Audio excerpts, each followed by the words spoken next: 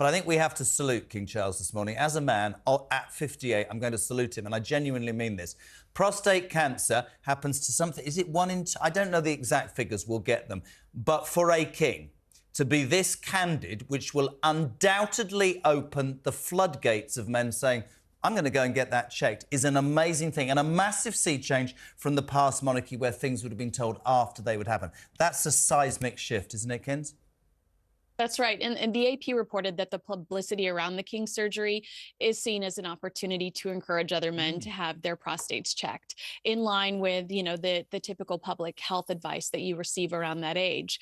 But we do believe that that message happened so quickly after the Princess of Wales and Kensington Palaces because the King has some events coming up and he was going to have to postpone them, reschedule them for his procedure. And they did not want the speculation that perhaps he canceled because could Catherine be worse? You know, maybe they're not telling us the truth about Catherine. They did not, they just wanted to get it out all in the open and clear things up. But I thought it was done really well. And, you know, there's no better way to ruin Prince Harry's Legend Award on Friday. There's no way he can walk the carpet, JK. That is complete cynicism, Schofield. Can I just read this out? And I'm going to do this all morning for men of my age and younger. Prostate cancer is the most common cancer in men. More than 52,000 men are diagnosed with it yearly, 144 each day. Every 45 minutes, people, one man dies from prostate cancer, and 1 in 8 will be diagnosed with it. Simply this, my friends, go and get checked. Not an issue. Doesn't mean you're going to be... Just get it checked. Really good work from the King. I really mean that. I think it's impressive. And that conversation has been... I'm so sorry. I was going to say my uncle, who's like an older brother to me, just 3 years older, he started with prostate cancer. It spread. Unfortunately, we lost him last year. So I do agree that it's really important that you take the steps to do this. Quite right, Kin. Sorry, I didn't know that. It's absolutely spot on right. I think that highlights exactly why, Kinsey. Thank you so much for sharing that. The King will want that to be a kind of an impact of being so open about the process that he's going through. Interestingly, the palace have said, look, the King's not going to need a stand-in. It pretty much is going to be business as normal. In the wake, of course, of King Charles' recent health scare, the Queen's told the monarch he's being worked to the throne and he needs to slow down, working too hard. But the King has already vowed to keep up his busy schedule when he's ready to return after his corrective procedure for an enlarged prostate. Joining me now, live from the US of A, is the host of the To Die For Daily podcast, the one and only Kinsey Schofield. Kinsey, very nice to see you. How are you? You're sticking to the States, I see. Well, absolutely right, you know, because it's all happening in lots of other parts of the world at the moment. Rishi Sunak's facing another bid to be ousted, but that's just, you know, an everyday occurrence here at the state of the Downing Street problem at the moment. But let's talk a little bit about the King, because the King's going in for some surgery a little bit later on this week. And apparently he's a workaholic and they want him to slow down, but he doesn't want to. That's right. This is advice, pretty sound advice coming from Queen Camilla, asking the King to perhaps slow down. We heard reports immediately when the King let us know that he was going in to have this surgery, that he was going to continue to receive those beautiful red boxes. He was going to, from his recovery bed, that he planned to continue to work as much as he could throughout his recuperation. And I think, you know, the Queen Camilla is just saying, hey, take a beat, you know, allow yourself to fully heal so that you can be back and better than ever. However, this is a man that waited 73 years for this job. And Mike, I think he legitimately enjoys his job. So you know, while I think it's great advice, I wonder if he's actually going to take it, because I think he wakes up every day raring to go. He's a busy guy. You know, he's always up moving and up to something. So I think he'd have a hard time just laying in bed, sleeping it off. I think we're going to continue to see him stay busy in the recovery process. Well, also, I think if you had a royal family who basically said, look, we're all a little bit ill at the moment and we can't really do very much, I think people would start asking questions about, well, what are they for? You know, well, they're not doing very much of anything. They're just resting and recuperating. And as much as people don't want to see them overworking themselves, surely they have to be seen, you know, to kind of be believed, if you like. Well, there are even rumors that the Princess of Wales has started taking on some emails and some business from her recovery bed as well, because I do believe they fear that type of feedback and that type of criticism. But I would say I do hope that they both rest and recover, because we enjoy seeing them out and about. And the Queen, I read in Robert Hardman's new book that when the Queen was mentoring King Charles about becoming the future monarch, she talked about how being visible was so important and being trustworthy. Yes. And I think we're seeing that here. The king wants to be visible. The king wants to make sure everyone knows that he's still on top of things, especially when politically it might feel like there's a bit of chaos in the air. The king has left hospital following a 3-night stay for prostate surgery. The monarch waved to the public as he left the London clinic, accompanied by Queen Camilla. It came just hours after the Princess of Wales left the same hospital. Joining us now to tell us more is host of the To Die For daily podcast, Kinsey Schofield. Kinsey, good morning. Wow, they're both out. The king put up a bit of a show, I think. Came out, really wanted to make it very clear to everyone. I'm well, I'm happy, I'm healthy. And Rosie, I was just thinking about the last month I've spent with you on this program and the chaos over the last 30 days. We started the month with the Jeffrey Epstein scandal and the names on the list. Then we received this horrific news that the Princess of Wales and the King are both, one had already had surgery. The King was going to have surgery. Then we get the news about Fergie. I don't know the last time we've had such a chaotic month in royal history, but it was so nice to see King Charles and Queen Camilla waving to well-wishers. You're absolutely right. He wanted everyone to know he's happy, he's healthy, and he's in good shape. And I think that everybody's very confident in knowing that. However, like I said previously in the tease, unfortunately, we didn't get to see Princess Catherine. She is not expected to make any sort of appearances until Easter. And, we're so happy to know she's back home with her babies, because I'm sure that was a huge void in their household, but no sighting of Princess Kate. To what extent is this big news over in the States? Because when I last visited the US, all anyone wanted to talk about was the Queen and Lady Di. What extent is this fairly major surgery that Kate's gone through? How has that impacted in America? Well, she is the #1 royal here in the States. I believe it was a poll by the Daily Mail in December that said, we realized that she is the most popular member of the royal family. She's more popular than the king. She's more popular than the queen. So Americans are concerned. They were certainly concerned when the news came out, and they just adore her. I think that they admire her grace, her strength, and her beauty. And of course, we want her to be happy and healthy. And of course, we want to know that she's at home with her baby, safe and sound. And thankfully, that's the word we got yesterday. And in the meantime, now it is, of course, the Queen Camilla, who is stepping up and taking on all these royal engagements. And the Times newspaper this morning was remarking that, a decade ago, that would have been pretty unthinkable, really. Right, I agree. The evolution that we've seen over the last few years, they were so concerned when they got married, the king and queen, that they promised us she was only going to be known as princess consort.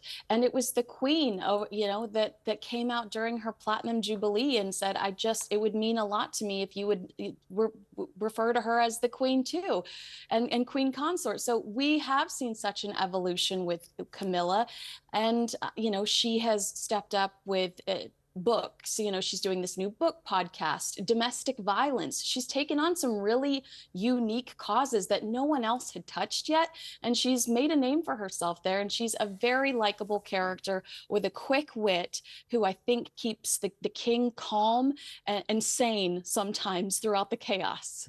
Queen consort I can cope with. I'm not quite sure about calling her the Queen yet.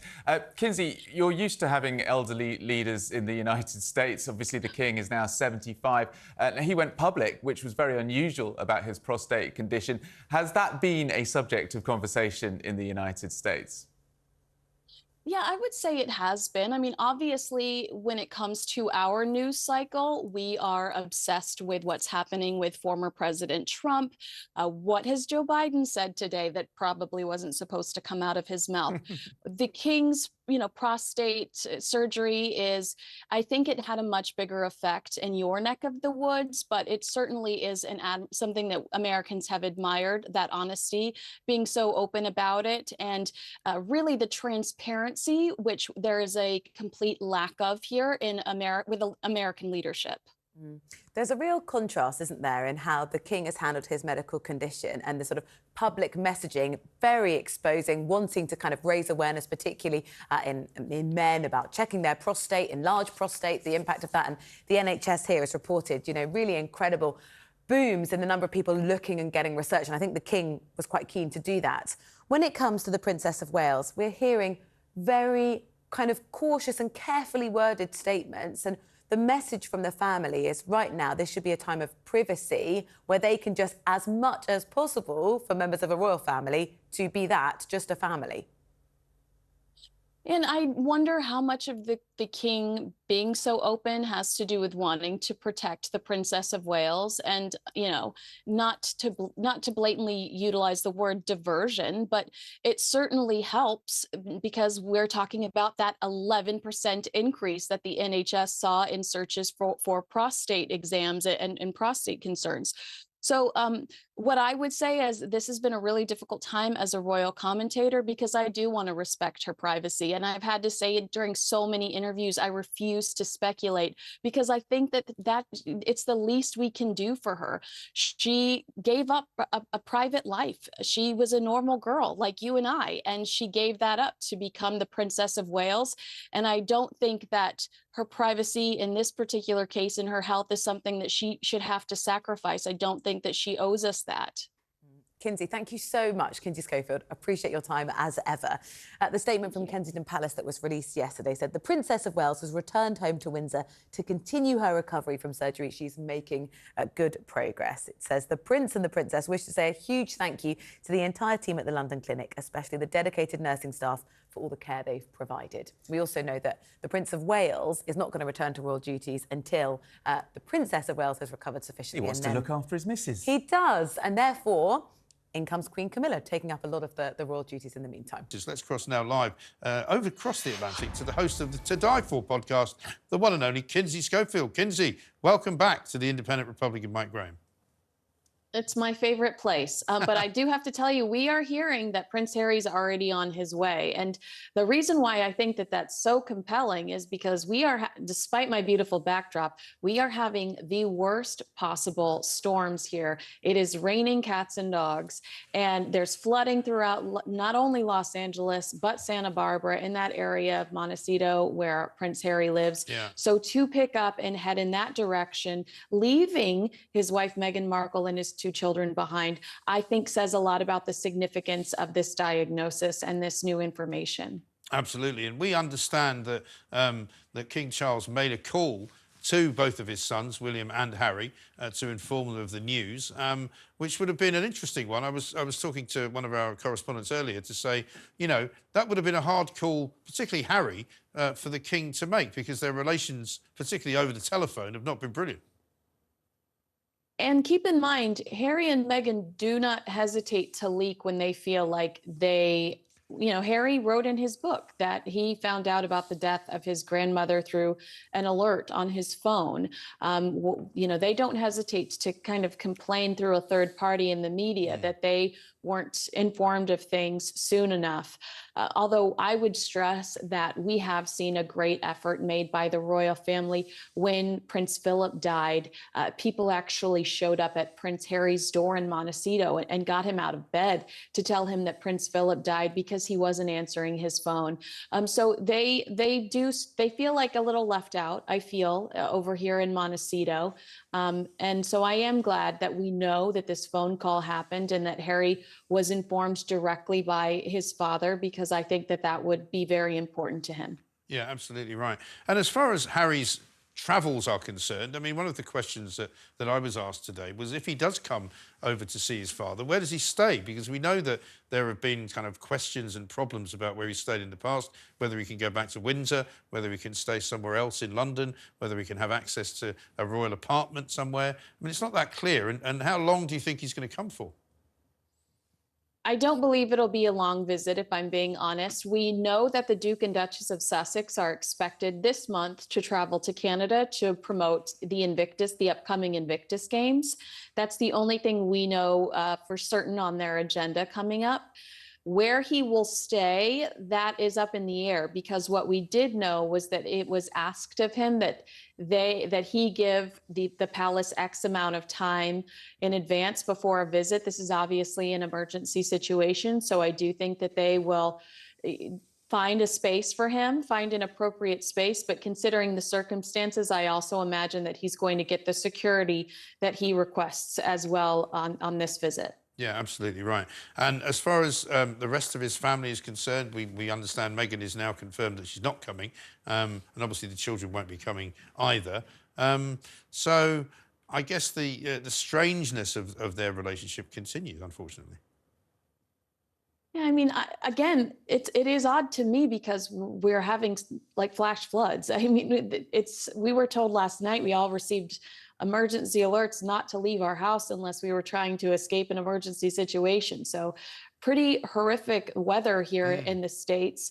And I am a little surprised that she wouldn't want to be there just to support her husband. But I also understand that she is not comfortable in that environment, and perhaps they realize that this is a really delicate time for the family. And I'm not trying to be ugly, but where Harry and Meghan go, typically drama follows. So perhaps they're doing the family, perhaps it's a blessing that Meghan is saying back, and it's just Harry going to try to keep the peace, quite honestly, to try to keep the peace. Well, he tried to do that last time he came, didn't he? He came on his own. He didn't really take part in too many of the parties at the coronation. He just kind of made an appearance and then left fairly soon thereafter, which was probably the right thing to do. I agree. And Omid Scobie did report after the coronation that Meghan did not attend because she did not feel welcome and she was going to be uncomfortable there. However, we heard, it was because of the children prior to Omid's last book. So I do think that it's probably for the best that Meghan stay back and it just be Prince Harry showing his face. I would love for there to be a reconciliation between the king and his youngest son, but I'm a little more hesitant when it comes to Prince William and Prince Harry, because I think Prince William has a lot on his shoulders right now. I don't know if he can trust his brother. And I know with them being so protective over the Princess of Wales, that to me, Prince Harry around Prince William and his family, that might be a liability. Yes, exactly. Now, I think we have some footage of Joe Biden, the president, who was asked about the health of the king earlier on this evening. Do you have a message for King Charles? A message for King Charles? Glad to call. I'm concerned about him. Just heard his diagnosis, but I'll be talking to him, God willing. So if you couldn't quite hear that, he said, I hope to talk to him, God willing. Donald Trump also sent a message, as did Mr. Trudeau from Canada. So, I mean, it's a big story there, isn't it, this? And I do think that Joe Biden is sincere in his wishes. Cancer has wreaked havoc on his family. So I think that that's a very sensitive subject for him. And I really do think he meant it when he said God willing, he was going to talk to the king and that he was concerned about the king. This is, internationally, this is a crazy story because there was so much confidence in the Queen's reign.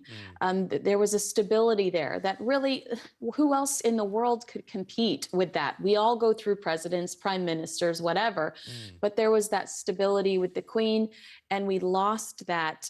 And I think we expect to have a long reign with this king because of our long relationship with the Queen. I mean, as long as you possibly can. And so I do think that people are we're a bit shaken by it because we look forward to a long reign. God save the king. Yeah, I think so, because with the Queen, it was sort of expected that at some point as she got as old as she had become, there would be some kind of either handover of power or a moment when she thought perhaps that she couldn't continue. That moment came, and it didn't seem unusual. It didn't seem in any way unexpected. It was sad, and everybody reflected on it for a period of time, and we had the funeral and we had all the thoughts that were sent from around the world. But with Charles and his monarchy, it's only so young that you kind of don't want to think about the fact that maybe he won't be there for very long. It was said once at the time that, he was nearly 75 years of age, and suddenly here he was getting the one job that he'd waited for all of his life. And it would be kind of ironic in a way if he wasn't well enough. We hope that's not the case, but if he wasn't well enough to carry on, and we suddenly had to see a young king.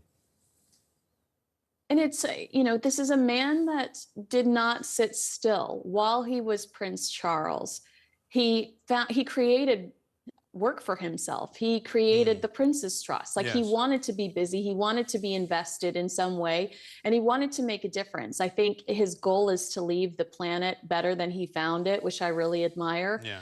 And so to finally have the job and to really feel like all of these ideas you've had for decades can come to fruition, we're really rooting for him, and we want to see those things happen for him too. Let's go talk to a good friend of mine. She's a legend. She's in LA, the ultimate royal correspondent on the day that the King returns to public duties after his cancer diagnosis. Kinsey Schofield, good evening. I'm going to miss Holly too, but you're right. Yeah, King Charles made his return to frontline royal duties today. This was his first since announcing his cancer diagnosis in February. His Majesty visited the Macmillan Cancer Center in central London with Queen Camilla by his side. When asked how his treatment was going, he responded, "I'm all right, thank you." He told someone else, I'm doing well. Very humble, very kind, and you can really see how invested he was throughout this engagement in the conversations. I know this is a sore subject, but we always love and remember Diana for how compassionate she was and how engaged she was on this engagement, on these royal engagements. But knowing what the King is going through privately, personally, and then watching him throughout this engagement, you saw that sparkle. You really saw that sincerity, that concern, that empathy, and that compassion that we used to always glow about when we talked about Diana. And you know what, kids? I just think that's one of the biggest strengths that the monarchy can bring. We've had a pretty torrid day today in this country, with a 14-year-old being knifed to death and police officers being stabbed by samurai swords. We've got problems, as America has. But there's something, you know how fervently royalist I am, and there's something wonderful about, somebody who's going through stuff and just being down to earth and real. And I'm a massive, massive fan. And I think that it probably sounds the wrong thing to say, but he really, to me, has resonated with the British public over this more than he's ever resonated, to be perfectly honest. I think it sounds a terrible thing to say. It's been the making of him. Would you agree? Yeah, I don't think that's necessarily a terrible thing to say. The American media is kind of positioned this as, is this the end of the monarchy? Is, doom, doom, doom. But I completely disagree with that. I feel like people are so much more invested in the safety, the health, the future of the monarchy today than they were a year ago, 2 years ago. I feel like people now, there's a real compassion and empathy for this family. Everyone's experienced cancer, has been affected by cancer in some way, shape, or form.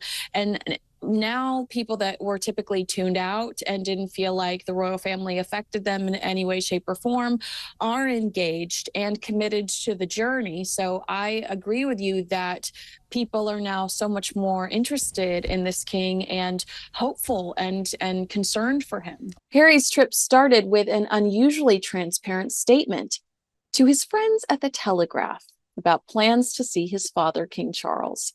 A spokesperson for Harry told the publication, in response to the many inquiries and continued speculation on whether or not the Duke will meet with his father while in the UK this week, it unfortunately will not be possible due to His Majesty's full program.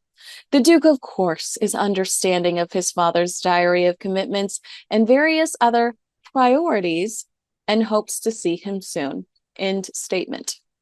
Well, that's interesting to me that Prince Harry would be worried about speculation. Where was this drive to shut down speculation when Omid Scobie's endgame leaked and Meghan and Harry's favorite reporter accused the King and Princess of Wales of racism? Or are we still calling it unconscious bias? Not too worried about speculation then. To most of us, this was a complete 180, unless you live and die by the Daily Beast sources who, to be fair, said King Charles would be too busy to meet with Prince Harry weeks ago. However, to clarify, some of the other stories up there lately have been kind of sus. If you know, you know. Of course, we were hearing from both camps as of last week that the King and Prince Harry wanted to see each other, and a brief reunion was likely in the cards. So what happened? And are Harry's new PR gurus trying to seize the pity press for some positive headlines?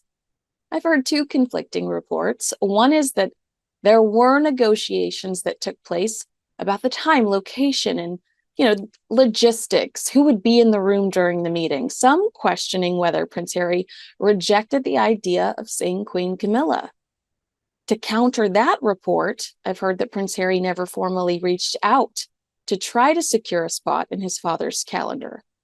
And I know that Katie Nichol disagreed with me on Airs and Spares about this, but there were numerous articles published over the last few weeks suggesting that Prince Harry might skip the event because he has certain demands when it comes to his security and would not appear unless those were agreed upon. The palace isn't going to wait for another one of Harry's tantrums to end so that they know whether or not to lock in a moment with his cancer-stricken father. Put on your big boy pants, Harry. To recap, theory number 1, negotiations went south.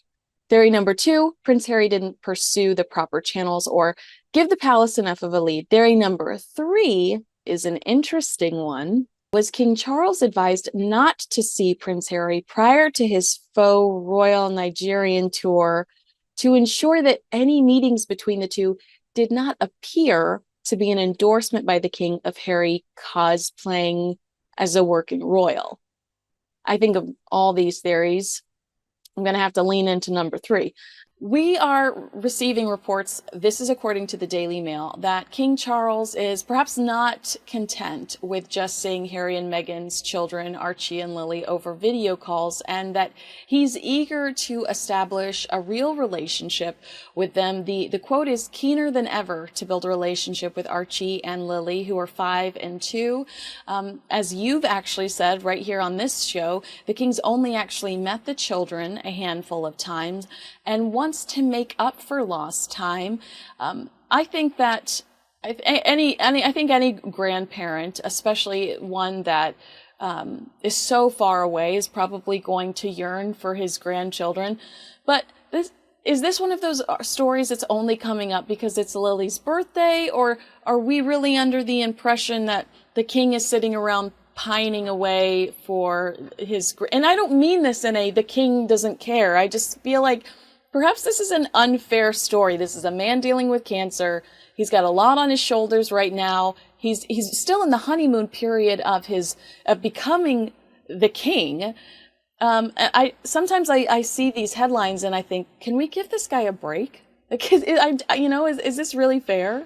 Well, I don't think it's an attack on the King. I think it probably has come about because it was Princess Lilibet's birthday, and because the only sort of contact Charles will have had is probably a very short video call. As I said to you earlier, Kinsey, the King will be going up to Scotland later this year, and he's continuing actually in the late Queen's tradition of having all of his children, having the grandchildren up there, and having some proper family time. And I know that he would love nothing more than to have the Sussexes and their children there, because he feels he really hasn't had the chance to see them grow up. And I am sure that his cancer diagnosis is a reminder that he's not getting any younger, of the fragility of life and the important things in life, which, let's face it, are family. That really is the most important thing. And I think Charles would love the opportunity to see more of Archie and Lilibet. So I don't think this story is sort of we're giving Charles a hard time. I think it's more just pointing out that he has got 2 other grandchildren who are being raised with a very different lifestyle in California, who sadly he's not getting to see. So I think he'd love more opportunity for that. It's been reported that the King is very upset about the long-distance nature of his relationship with Archie and Lilibet, Harry's kids, Harry and Meghan's kids. You know, he feels he's a Zoom grandpa, and he wants to be more up close and personal with them. But there's no chance of this happening because Harry continues to obsessively pursue this armed cop thing here in Britain. You know, when he comes back, he demands armed police guards, and it has been decided by the courts and everything that he's not allowed to have that because he's no longer a frontline royal.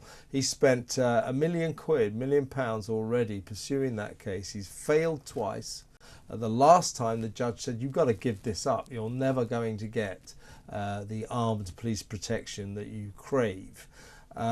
He's appealed again. He's been allowed to do it. That'll probably cost him another £500,000. But the point about it is, unless he ever gets this armed police protection, which he never will, by the way, poor King Charles is never going to see his grandkids, because King Charles being he can't just, I'll just quickly nip on British Airways, nip out to California to see the kids. He can't do that. He's the king. He's the king and he has cancer. Yeah, that as well. Good point. And Harry would have to bring, and Meghan would have to bring the kids to him, and they're not going to do it. So the king's really upset about this. I think that this is why you're saying people, because when Harry and Meghan initially came to the States, everyone was so excited to have them. They were instantly in love with them. I think you see people turning on the Sussexes because they are very much hypocrites. I mean, Meghan is going to produce a show on Netflix about, you know, entertaining and family and friendship. Meghan burns every bridge that she crosses. Can you tell me one friend that, I mean, aside from Serena Williams, and there I would say that there are mutual benefits for both of them. None of the people that Meghan hung out with before associate with her today. Jessica Mulroney, the cast of Suits will tell you they don't have her cell phone number. And so Harry and Meghan... Not forgetting her dad, though. Yeah, most of but her family. that's my point, is Harry and Meghan will try to preach to us about how they're raising their children and how we should take note of how they're raising their children. When in the reality is, Harry, if you are such a good dad, it's probably because you had a good dad. And if you had a good dad, then why have you cut the man off? Yeah. Well, I want to talk about the king sending a letter to Donald Trump. But first of all, where were you when you found out that it happened? What was your first reaction? It's coming back to me in a sort of haze of alcohol. I wasn't that drunk, but I'd been out on Saturday. No, it wasn't that bad. I'd just been out for dinner with my wife on a Saturday night. So we came back home reasonably early, as you do, and we had the TV on. And I'm a bit of a news junkie, so I don't watch normal programs. I just put news channels on. And it cropped up that suddenly, and I said to my wife, Henrietta, I said, oh my God, look at this. And I could not believe what I was seeing. And still, you watch that footage back again, you can watch it. I mean, how many times have we all seen it now, particularly people like you and me, Kinsey, you know, people in the news business. I must have seen, I'm not kidding you, 100 times. Every time I see it, it still shocks and amazes me. One of the most astonishing bits of footage I've ever seen in my life. And then, of course, devolving down to that iconic picture afterwards, the still frame of him punching the air with the security, Secret Service guys and women all around him. And I put on Twitter straight away, that is an image for the ages. That is an all-time classic image, and this is the picture that will win Donald Trump the election. It was like Iwo Jima. It had an extraordinary similarity to the soldiers raising the stars and stripes in Iwo Jima. And so the whole thing is, you know, it's just, what's amazing about it is it's got everything. It's got this defiant, proud, dignified, courageous man, bleeding, punching the air, saying, fight, fight, fight. It's got the security agents with their sunglasses looking classic, you know, trying to protect him. By the way, all too short to do that properly. And then, of course, against that beautiful blue sky, the Stars and Stripes flag. It was just the perfect picture. And the Democrats must have taken one look at that and said, do you know what? we might as well keep Joe, because if we put God Almighty up against Donald Trump now, he would still lose. Donald Trump is the next president. And frankly, I'm like most people. I don't know what you think about him. I was always attracted to him because I'm a journalist. He's a great story. There's something very funny about him. And I actually like quite a lot of his policies. But, you have to have your reservations about Donald Trump. But I saw him on Saturday and my entire opinion of him changed. I am impressed by him. He was incredibly impressive. What a man. What a man. I mean, Meghan Markle could learn a lot from Donald Trump because, unrelated to what happened on Saturday, I covered him years ago, and I covered the 2016 election, but we had all of these stories where he pretended to be his own publicist, and he would ring into the newspapers and I've got a scoop for you, and there are recordings of him, I can't remember the name he used, but pretending to be this fake publicist, linking up. So when you say Donald Trump is funny, that's where my mind goes. But on Saturday, I was so upset. I was especially upset because I seeing the video without audio. Once you hear it with audio, it just totally tears your soul out of your body. But I also have been reading Maureen Callahan's new book, Ask Not, The Kennedys and the Women They Destroyed. And in that book, they talk about the shooting of JFK, Jackie's reaction, sitting in the hospital alone, drenched in blood, and just hours later handing a piece of his head to a doctor that walks past her. So you just think about worst case scenario, the conversation you and I could be having right now. And no matter what you think about the man, thank God this was not such a tragic situation, because quite frankly, the security wasn't good enough. Oh, no, that's extraordinary. Kimberly Cheetle, the head of the American Secret Service, has got lots of questions to answer.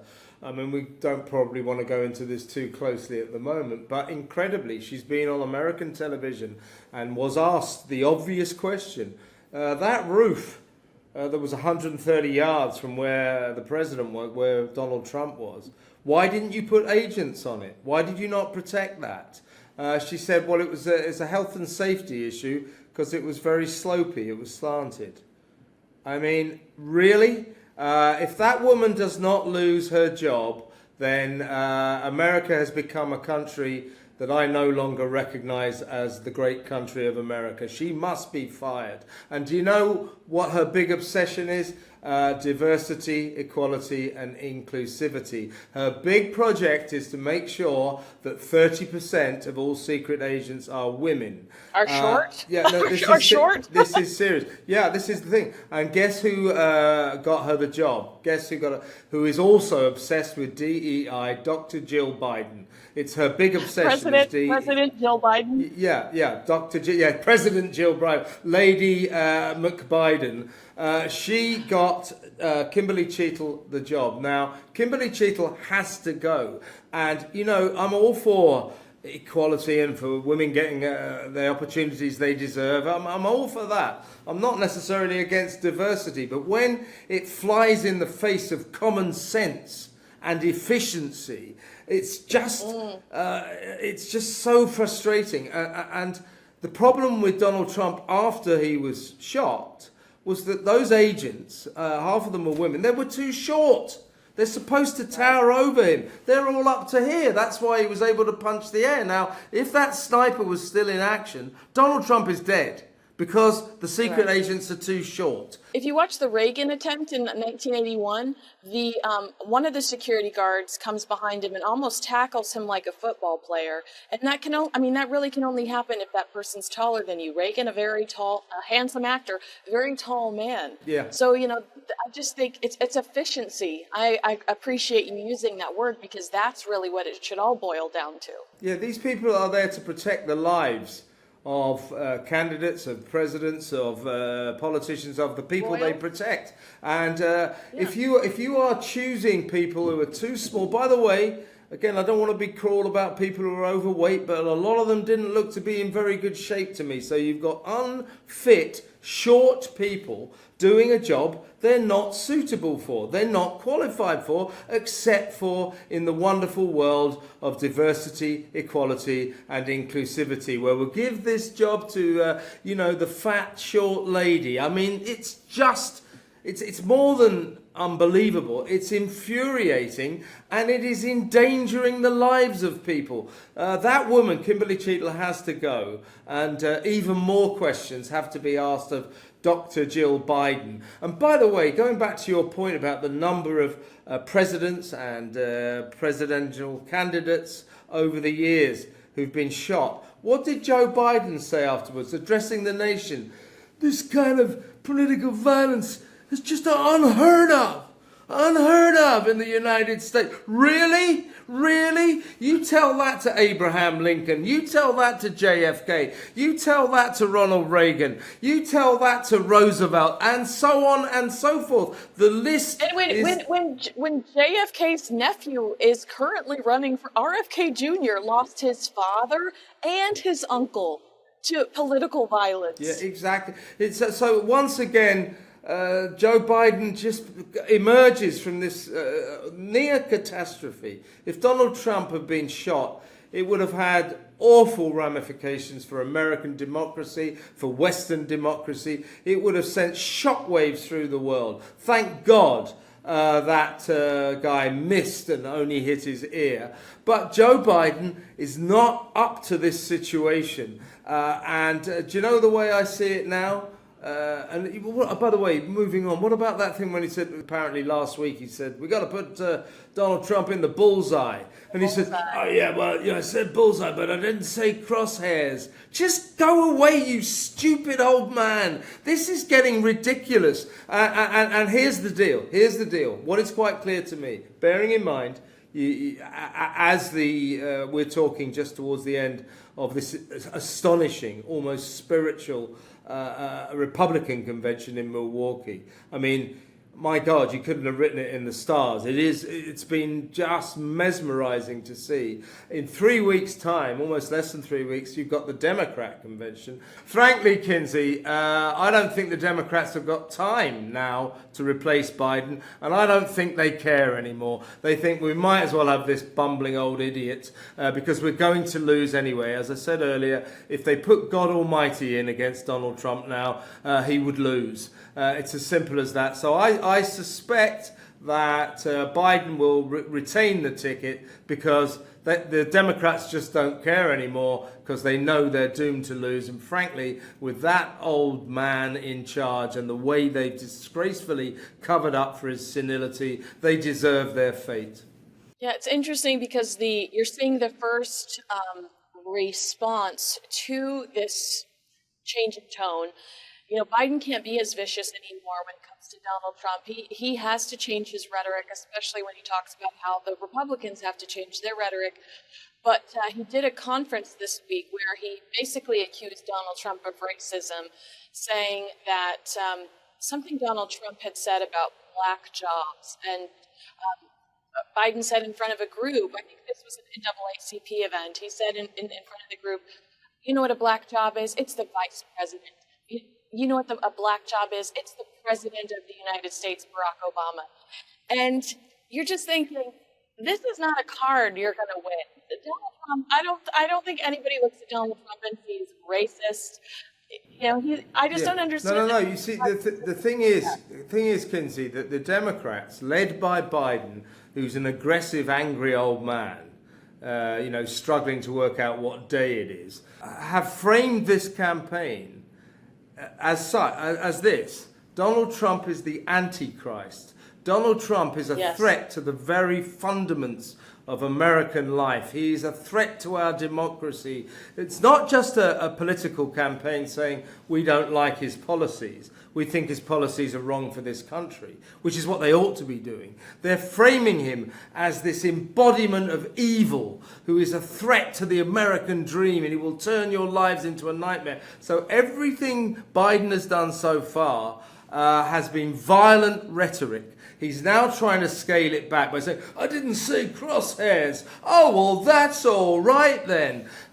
He is absolutely stymied because of everything he's said so far. What he's got to do now is to turn the Democrat campaign, pathetic though it is, into a normal political campaign and say things like, he'll be bad for American workers. He'll be bad for prosperity among the middle classes. He'll look after the rich and not the poor, and all that Democrat claptrap they usually come out with, which is nothing wrong with it. That's their viewpoint. I don't agree with it. I'd rather it be that. I'd rather it be that tone versus if you're gay, we're gonna ship you out. If you're illegal, we're gonna ship you out. It's almost like their focus is to make us so scared and so hateful towards each other that we don't look at actual policies and how it affects our day-to-day life, and that just feels very nefarious. Yeah. I mean, the Democrats' campaign, led by, as I say, that angry old senile man Joe Biden, has been one of hate.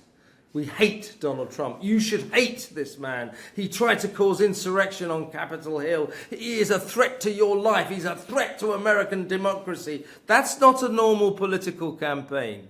That's what the Democrats have been doing. And the assassination attempt, and they would have carried on, by the way, and they would have dialed up that rhetoric, but the assassination attempt has ruined all that. They cannot carry on like that. I don't think Joe Biden has got the intellect to manage to dial it down. He'll probably carry on saying the wrong things. But frankly, he's become a pathetic sideshow that no one's listening to anymore. And by the way, last point, Kinsey, you knew that Donald was emerging from this situation as an instant folk hero the moment Biden went on TV later that night and for the first time in his life called him Donald. But did you see that? Did you notice that? That's how bad this has been for the Democrats. Well, just shifting really quickly, how do you think that the king addressed him?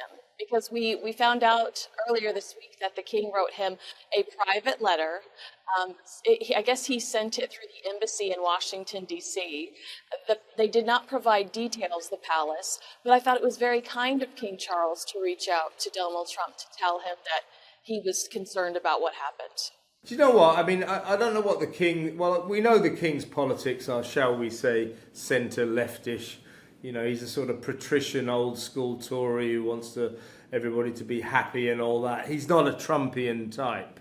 But I think King Charles is... And it's the same as our new Prime Minister, left-wing King Keir Starmer. Keir Starmer reached out to Donald as well.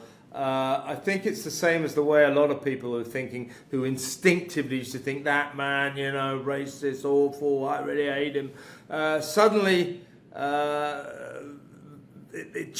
everything changed. This guy nearly got killed. The decent thing is to reach out to him and say how relieved we are he didn't get shot, to extend our sympathy to Donald, his family, and indeed, don't forget, Donald Trump, I think, was impeccably behaved throughout that saga, because the first thing he did was to talk not of himself, but of that poor fire chief, Corrie, who got killed, and the two people who got seriously injured. And that's why, by the way, by all means, form conspiracy theories about how bad the Secret Service agents were. So bad that you might think they did it deliberately. I don't think they did. I just think they were terrible. But by all means, form a conspiracy theory about that. But do not start saying that there was some conspiracy based around this shooter, this 20-year-old spotty-faced loser who was the worst shot in his rifle club, as if Donald Trump said to him,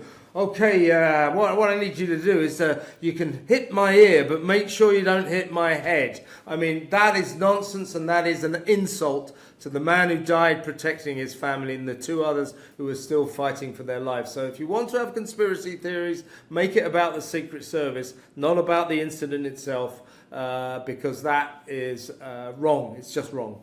So we've seen a lot of King Charles this week. First of all, we saw him today. Do you feel like Keir Starmer is setting him up for failure when there are over 40, in the King's speech, over 40 initiatives Starmer is listing off? Are they capable of doing that in the next 12 months? Well, it's a tradition here, you know, the way Britain works, strange country. So the sovereign, the monarch, used to be the Queen, of course, now the King, basically gives this speech as if it's all to do with him. So it's, my government will work to reform planning laws. My government will work to solve the migrant crisis. That'll be the day, by the way. And so on and so forth.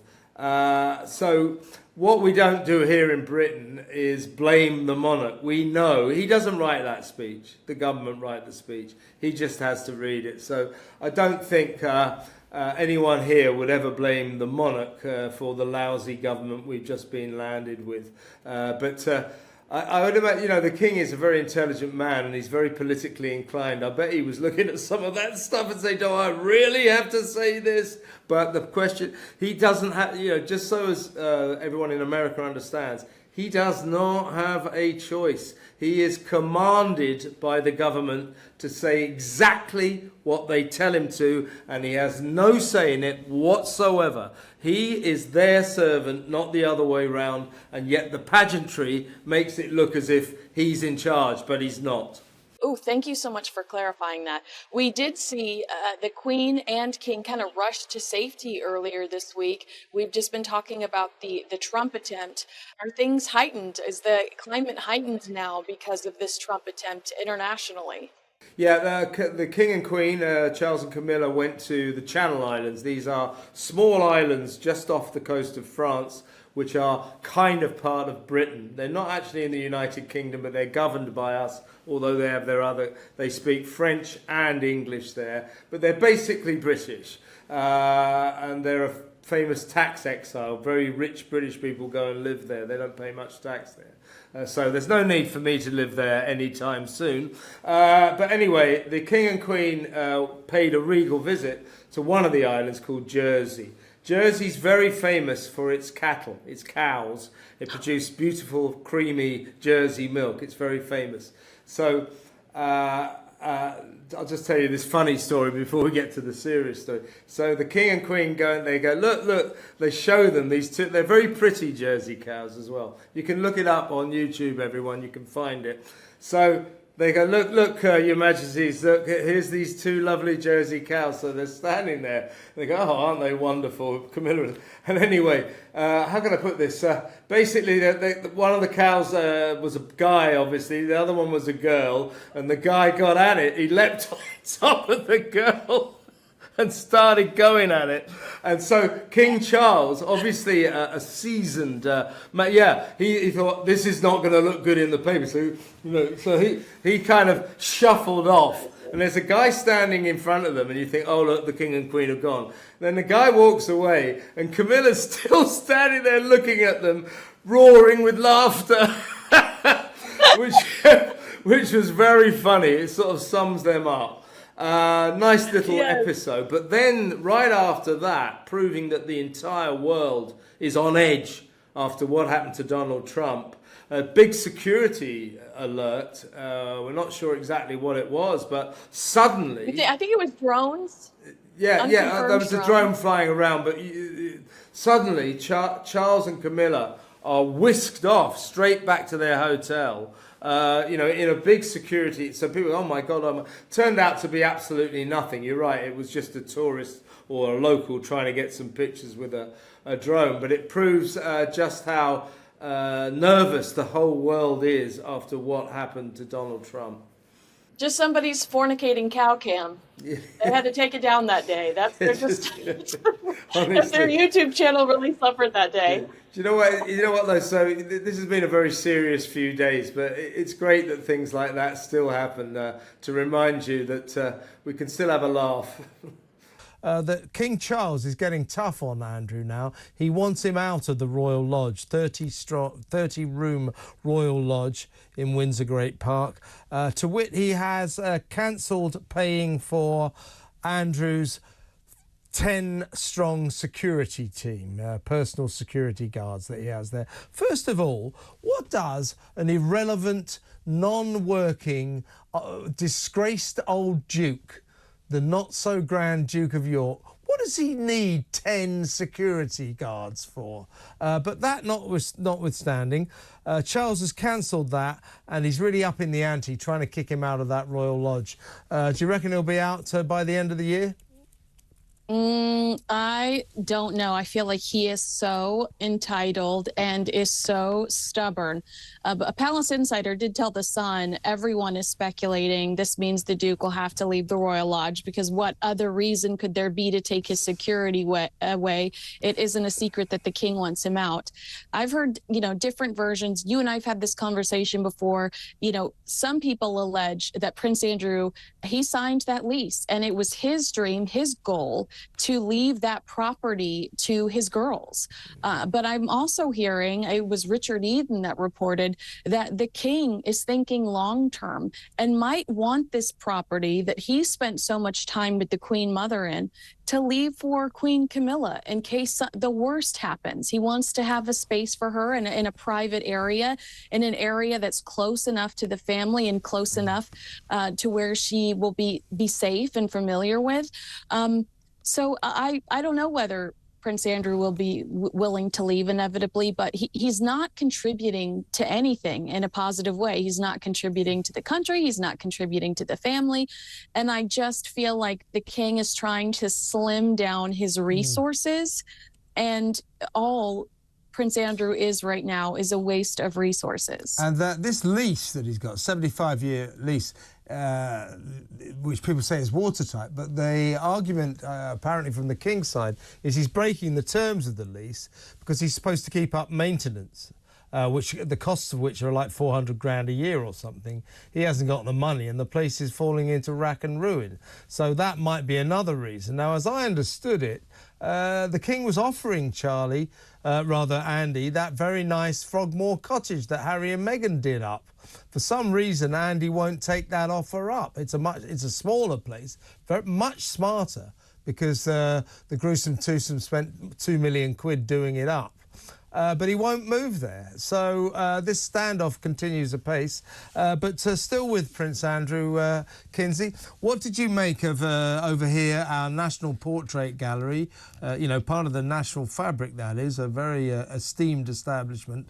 They apparently have bought that iconic picture, that photograph of Emily Maitlis, the Newsnight reporter, walking through Buckingham Palace with the Duke of York just after they'd done that disastrous interview that essentially ruined his life. Now, this is a national institution buying this photo. They would never have done that. This will humiliate Andrew. It's extraordinary, isn't it? I went to the National Portrait Gallery when I was there last time. It was my favorite stop my entire trip. I was there for 2 weeks, and I would describe that building as a love letter to the British royal family. Every corner I turned, there was a beautiful portrait, whether it be a picture of Catherine, the Princess of Wales, a painting of William, the Prince of Wales. There was this one shot, one-on-one of the king. I got goosebumps looking at it. This is very damaging to Prince Andrew's, legacy. I think having all of these uplifting and beautiful portraits of members of the royal family and then turning a corner and saying that, how do you not look at that and immediately feel, regret? You're like resentful that he's this black sheep that's chosen to make such poor decisions when everything else around, the building, it gives the royal family this feeling of such strength and unity and real, you just were like glowing and basking in these beautiful pictures of these people. And to turn a corner and then see that, it's a head scratcher. It's not going to be great it's certainly not great for his brand. And unfortunately, I think it devalues the entire institution. Yeah, it does. The thing about Andrew is he's always been, a buffoon. He's an entitled buffoon. He's made a fool of himself. He's wrecked his life. And apparently, last point really, don't know why, but it's kind of funny. Apparently he's taken up plane spotting. So where the Royal Lodge is at Windsor, all the aircraft come in towards Heathrow Airport, London's big airport, one of the busiest. It is the busiest airport in the world. So what you do is I used to do this when I was a kid because I lived in the same area. It's a really boring hobby. you sort of like have a pair of binoculars and you can get the registration number of the aeroplane, and you have these little books with all the planes registrations, and they go through the pages, then you find the plane and you tick it off. You've seen it. That's it. That's what he's spending his time doing.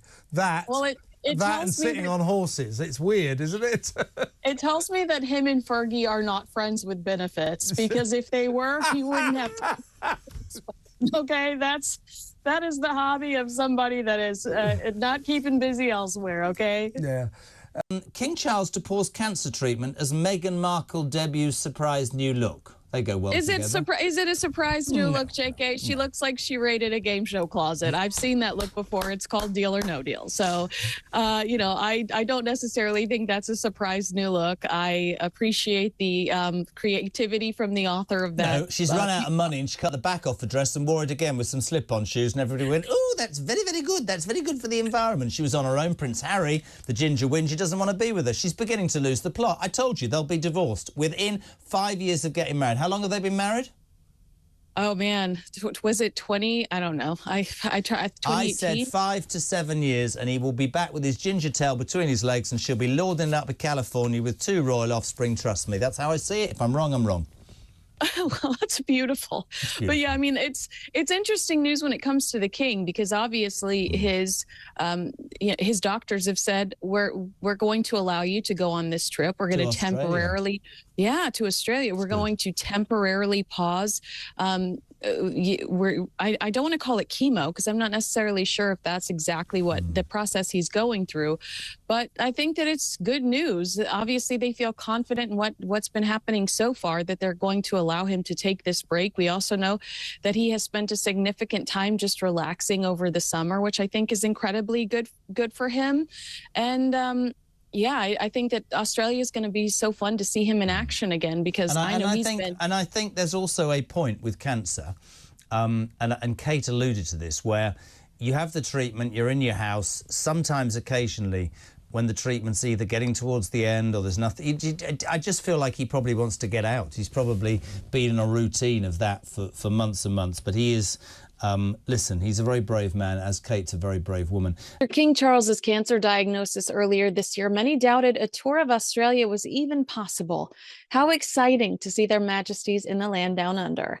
The king and his aides understand that his majesty's health will be under a microscope like never before during a trip packed full of engagements. Palace aides believe they need a solid, incident-free execution to generate confidence in the king's health and leadership. I'm optimistic that the king and queen will handle any potential pressure with grace. With whispers already beginning, King Charles has stressed that he won't stand in the way if Australia wants to become a republic. Described as a narrow victory, Australians voted to keep the late Queen Elizabeth II as their head of state in 1999. During the Queen's 13th visit to the country the following year, she spoke of how the decision was up to the citizens, saying, "I have always made it clear that the future of the monarchy in Australia is an issue for you, the Australian people, and you alone to decide by democratic and constitutional means. It should not be otherwise." A Buckingham Palace spokesperson recently reiterated the statement, saying, like his mother before him, it has always been the case that His Majesty the King feels that it is a matter for the Australian people. Prime Minister Anthony Albanese, who previously said Australia should have an Australian as head of state, recently indicated that a second referendum was not a priority. Let's talk about King Charles's stepson, who, according to People magazine, Tom Parker Bowles, has spoken candidly about his concerns over the king's health. Queen Camilla's son revealed that the monarch's cancer diagnosis has been very worrying. The king currently has an undisclosed form of cancer. We know he is receiving weekly treatments that were paused during his trip down under. Now, the foodie and food author admitted it's a terrifying disease, and when someone close to you gets it in whatever capacity, it's a very worrying thing, adding, "But my mother is strong as well. She supports him in every way. I think it's wonderful to have someone you love by your side." People are going to criticize him and say, "Why do you get to talk about the royal family?" How do you respond to that? I think the criticism of Tom would be misplaced, to be perfectly honest. Yeah. Because he's the stepson of the king, he's still the son of the queen, you know. He is in a much freer state that he's able to comment. I mean, what the things he said, you know, aren't critical of anybody. They're actually quite nice. I mean, he's only said statements of fact. You know, cancer is a terrible disease, and you know, his stepfather now is fighting it, and his mother is doing her best, as we know, to try to control the king because he is a workaholic. And you know, I can imagine that there are times late at night where Camilla has come into his study and is just going, look at the time, get to bed. You need to get your rest. And as we've seen, the cancer treatment has been paused while he was in Australia. But now that cancer treatment returns again. And we had a bit of news the other day that, you know, he is hoping to return next year to bigger, well, not bigger overseas tours, because you can't get much bigger than Australia, but more overseas tours, at least two, one in the spring, one in the autumn. So that's something to look forward to. And if his health, you know, holds out, and I'm, you know, fingers crossed and everything else, he looks great. I just thought when I saw him in Australia, that he looked fantastic. He seemed to enjoy the interaction with all the sort of, you know, all these naughty Republicans who wanted to get rid of them. Didn't look like that to me, to be perfectly honest. And I think there was only one time when he was in Samoa that he was sitting on the armchair. I just thought, you're looking a bit tired. But it was the end of a 9-day tour, a grueling tour. Some of those jobs he was doing, those official duties he was doing, they were 10 in some days are 10 a day. You know, they're not easy. Plus a long flight, you know, Yeah. there and back. I mean, well, Tom alludes to the fact that he is a rule follower, the king. I mean, he said that he's doing what he can, but he's following the advice of his doctor. Oh, sure. Yeah, fingers crossed, touch wood, he said. Tom also said, I'm incredibly proud of my mom. She is at an age when most people think of retiring, but she never complains. She just gets on with it.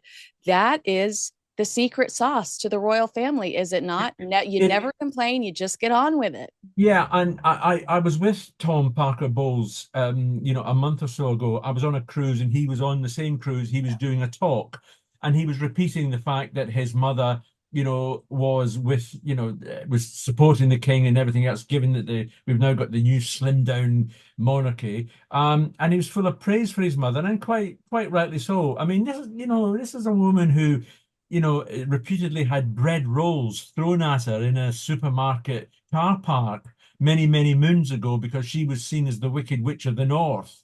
And it took a great deal of time for her to get to where she is now, you know, a key member of the royal family, you know, and she's doing the job very well. You can't fault her for that. And I think Tom's very rightly so. He's her son.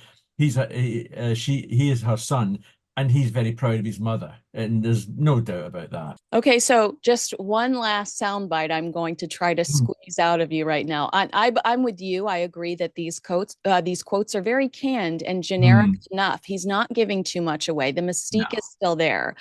But some will criticize the situation, saying Tom is making money off of his royal connections with his latest cookbook. He's openly discussing the royal family and their health concerns to the media. How is that different from Prince Harry? I know the answer, but I can't say it because you're the guest. So how is that different from Prince Harry? I think it's different because Tom has always been, you know, his job has always been that. He is a newspaper columnist as well for the Daily Mail here. He writes about food. He's passionate about food. He has talks about food. He talks about food. And it's only natural that someone's going to pop in the odd question, you know, about his connections with the royal family. As I say, I think Tom is in a better position. You wouldn't expect to see William speak as candidly about the cancer and the Queen as Tom is able to do, because he's that one step removed from it all, although still linked, but still a little bit more removed. So he's got a bit more ability to speak a bit more candidly about things like that. Well, I'd also argue that similar to Fergie and Andrew, they've never they've never criticized the royal family so publicly. I mean, I feel like a lot of Well, people feel like Harry and Meghan lost the privilege to utilize that contact monetarily when they started tearing down the institution that gave them the platform. Do you know what I yeah, mean? yeah, I do know what you mean, but it was their domino effect, Kinsey. It was their domino effect that was constant. It was always about, how we were treated by the royal family. We were treated disgracefully, and who can forget the, Meghan, the bow, and all that sort of stuff. Yeah, I mean, but it was constant. That's the difference. I mean, I'm not sure that Prince Andrew is the greatest example, given the sort of a controversy he has been involved in. Yeah. But you're right. They are blood royals. Well, Andrew is blood royal, so it would be very, very wrong for him to sort of start out and start criticizing the royal family. So yeah.